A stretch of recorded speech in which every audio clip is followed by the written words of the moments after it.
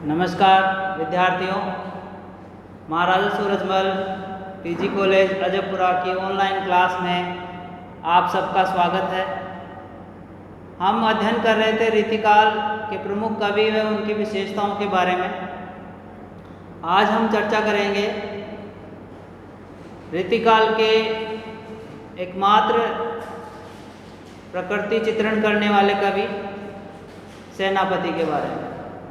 सेनापति का जन्म 1646 ईस्वी में हुआ और इनकी शोध ग्रंथों से एकमात्र रचना मिलती है जिसका नाम है कवित रत्नाकर। ये अलंकारवादी कवि रहे। वह ये भक्तिकाल और रीतिकाल के संक्रमण काल के कवि कहे जाते हैं। इन्होंने अलंकार को अधिक महत्व दिया है। अपने काव्य में भी इन्होंने अलंकारों का अधिक प्रयोग किया है और अलंकारों में श्लेष अलंकार इनका प्रिय अलंकार माना जाता है। आइए हम चर्चा करते हैं इनकी काव्यगत प्रमुख विशेषताओं के बारे में। सबसे पहली काव्यगत विशेषता है श्रृंगार वर्णन।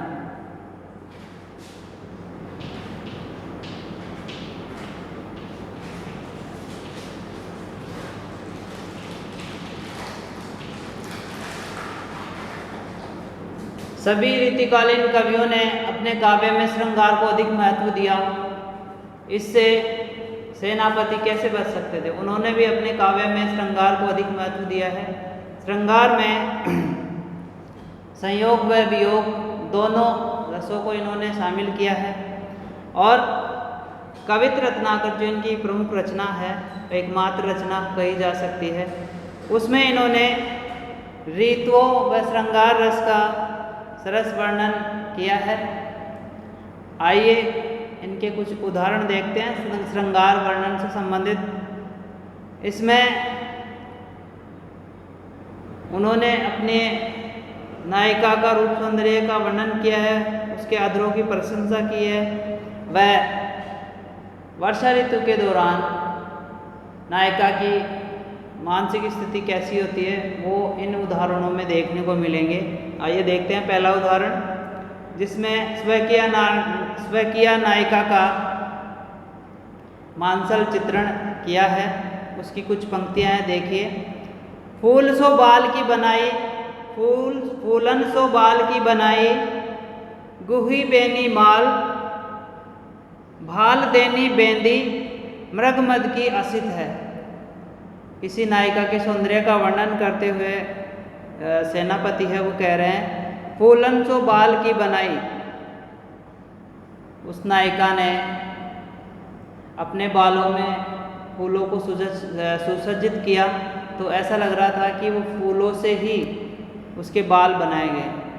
बनाई गुही बेनी माल, और उसने अपने बेनी अर्थात चोटी वो मालाओं से गूंथ ली। भाल देनी बेंदी, मृगमद की असित है, और उसने अपने मस्तक पर बिंदी लगा रखी है। मृगमद की असित है, और जो उसने बिंदी लगाई है वो कस्तूरी मृगमद अर्थात कस्तूरी की उसने बिंदी लगाई है, जिसकी खुशबू चारों ओर फैली हुई है। अब नायिका के अधरों का वर्णन देखिए। केसरी निकाय किसले की रताई लिए, झाई नहीं जिनकी धरत अलकत है। इसमें नायिका के अधरों का वर्णन है और कौंपलों से भी कोमल उसके अधर और लाल बताए गए हैं। अब अगला उदाहरण देखिए, जिसमें वर्षा ऋतु में नायिका अपने नायक के विरह में तड़प रही है और इसमें नायिका का मानसिक संताप बाढ़ की तरह उफान मार रहा है। देखिए। दूरी जदुराई सेनापति सुखदाय देखो, आए ऋतु पावस न आई प्रेम पतिका। कोई नायिका अपनी सखी से ये कह रही है कि वर्षा ऋतु आ गई है, पावस ऋतु, पावस का मतलब वर्षा। पावस ऋतु आ गई है, लेकिन मेरे नायक या मेरे प्रियतम की जो प्रेम पत्रिका है वो अभी तक नहीं आई, इस वजह से वो विरह में तड़प रही है। अगली विशेषता है भक्ति भावना।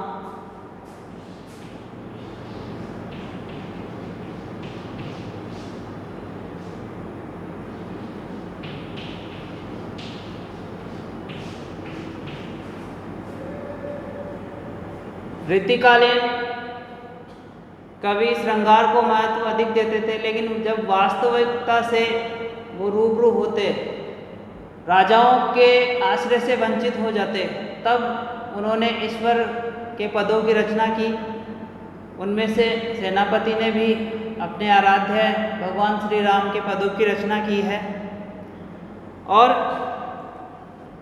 जो सेनापति है उन्होंने अपने काव्य में राम की स्तुति, महिमा, शील, सौंदर्य तथा भक्ति आदि विभिन्न स्वरूपों का वर्णन किया है।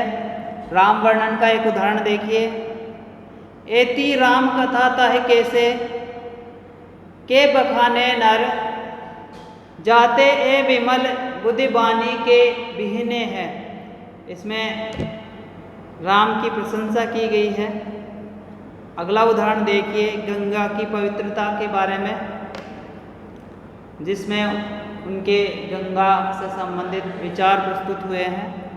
काल ते कराल कालकूट कंठ माझे लसे, ब्याल उर भाल अणि भाल सब ही समय। यहाँ पर गंगा की पवित्रता के साथ साथ शिव जी की प्रशंसा भी की है, शिव जी का व्यक्तित्व उभारा है। और जिस प्रकार से शिव जी के संपर्क में गंगा जी आने के बाद में वो भी पवित्र हो गई और गंगा की पवित्रता को महत्व दिया गया है। अगले इनके काव्य की विशेषता है प्रकृति चित्रण।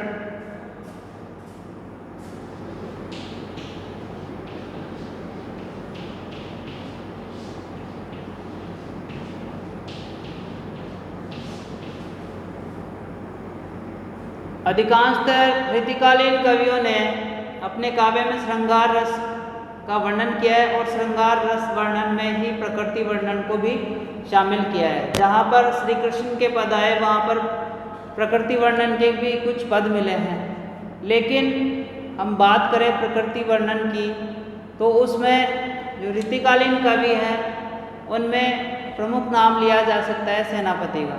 ये ऋतुकाल के एकमात्र प्रकृतिवादी कवि कहे जाते हैं जिन्होंने अपने काव्य में ऋतुओं व प्रकृति का वर्णन किया है। इन्होंने वर्षा ऋतु व ग्रीष्म ऋतु दोनों को अपने काव्य में एक साथ वर्णन किया, श्लेष वर्णन किया है उनका। आइए और प्रकृति का आलंबन रूप व उद्दीपन रूप का अलंकारिक वर्णन किया है इन्होंने अपने काव्य में। आइए कुछ उदाहरण देखते हैं बसंत ऋतु के बारे में। बंदी जिमी बोलद बिरद वीर कोकिल है, गुंजन मधुप गन गुन गहियत है। यहाँ पर वर्षा ऋतु का वर्णन करते हुए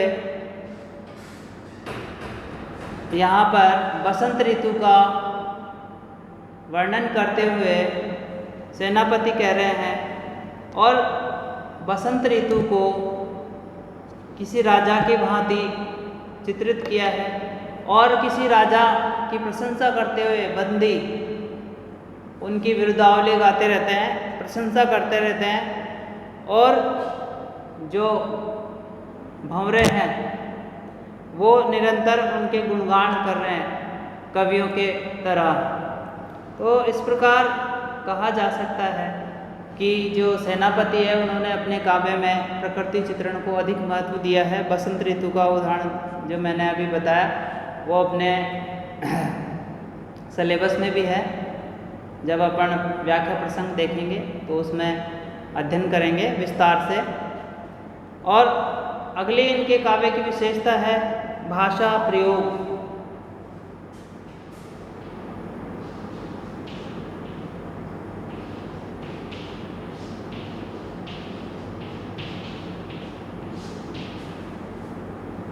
सेनापति ने अपने काव्य में साहित्यिक ब्रजभाषा का प्रयोग किया है। इनकी शब्दावली में तत्सम शब्द व नाद सौंदर्य का प्रयोग किया है। फारसी, उर्दू आदि शब्दों का भी प्रयोग कहीं कहीं देखने को मिलता है। आइए इनकी भाषा का एक उदाहरण देखते हैं जिसमें तत्सम शब्दों का प्रयोग मिलता है। सुतरस सार की संवारी, सुतरस की सार सुरतरु, झार की संवारी, बिरची पच्ची, कंचन खचित चिंतामणि के जराई की। यहाँ पर तत्सम शब्दों का प्रयोग मिलता है। सुरतरु अर्थात कल्पवृक्ष, बिरंची अर्थात ब्रह्मा जी, कंचन खचित सोने से निर्मित, ये कुछ तत्सम शब्द है। इस प्रकार कहा जा सकता है कि सेनापति है, उनके काव्य में अलग अलग भाषाओं के शब्द मिलते हैं। अगले उनकी काव्य की विशेषता है मुहावरे व लोकोक्तियों का प्रयोग।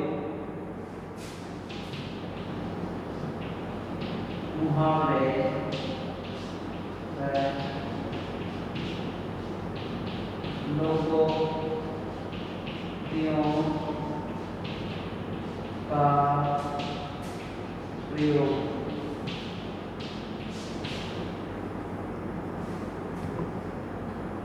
सेनापति ने अपने काव्य में जनमानस के शब्दों को या सामान्य जनता के द्वारा प्रयोग किए जाने वाले मुहावरे व लोकोक्तियों को भी अपने काव्य में शामिल किया है, जो तत्कालीन समाज में प्रयोग की जाती रही है। इन्होंने अपने काव्य में मुहावरों व लोकोक्तियों का स्वाभाविक व आलंकारिक तौर पर वर्णन किया है। आइए इनका एक उदाहरण देखते हैं। मोरे जान पोनो सिरी ठोर को, पकड़ी को न, धरी बेटी कहु धामे बितवत है। अगले इनके काव्य की विशेषता है शैली विधान।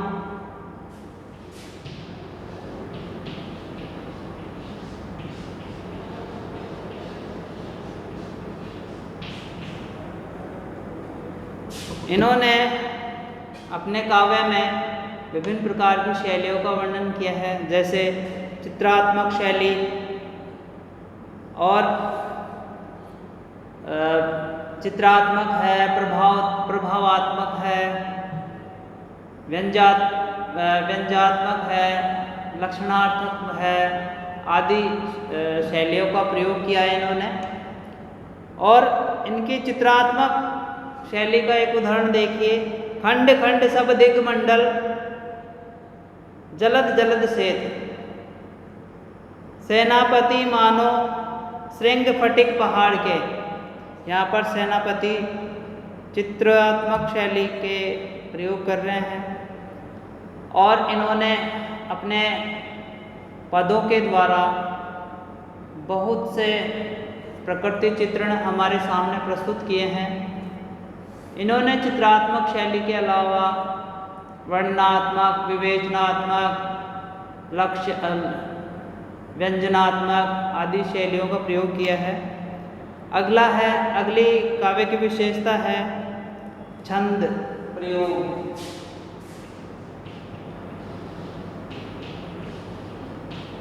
छंद प्रयोग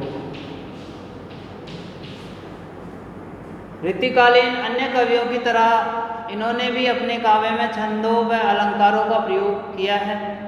इन्होंने अपने काव्य में कवित्व छंद का प्रयोग अधिक किया है। इसके अलावा भी इन्होंने अन्य जो सहायक छंद होते हैं उनका स्वाभाविक प्रयोग किया है। इनके काव्य में अनेक छंदों के उदाहरण भी मिलते हैं और इस प्रकार कहा जा सकता है कि इन्होंने अपने काव्य में छंद शास्त्र को भी महत्व दिया है। अगला है अगली विशेषता है अलंकार प्रयोग।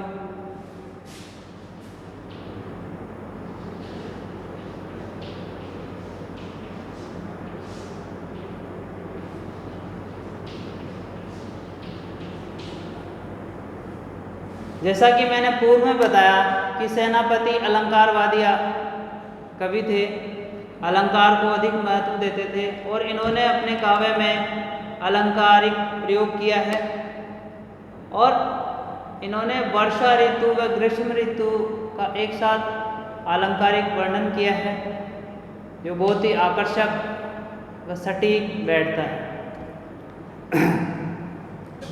इनका प्रिय छंद अलंकार है, श्लेष अलंकार है। सॉरी, मैंने छंद बोला। इनका प्रिय अलंकार श्लेष अलंकार है। इसके अलावा भी इनके काव्य में रूपक, उत्प्रेक्षा, उपमा आदि अलंकारों का प्रयोग सहज ही प्राप्त हो जाता है। इन्होंने श्लेष अलंकार का वर्णन अधिक किया है जो उनका प्रिय अलंकार भी है। इस प्रकार हम कह सकते हैं कि जो रीतिकालीन कवि हैं वे अपने काव्य में छंद, अलंकार व काव्य शास्त्र के नियमों का समुचित प्रयोग करते थे और उन्होंने आगे आने वाले कवियों के लिए काव्य शास्त्र का मार्ग प्रशस्त किया और इन कवियों ने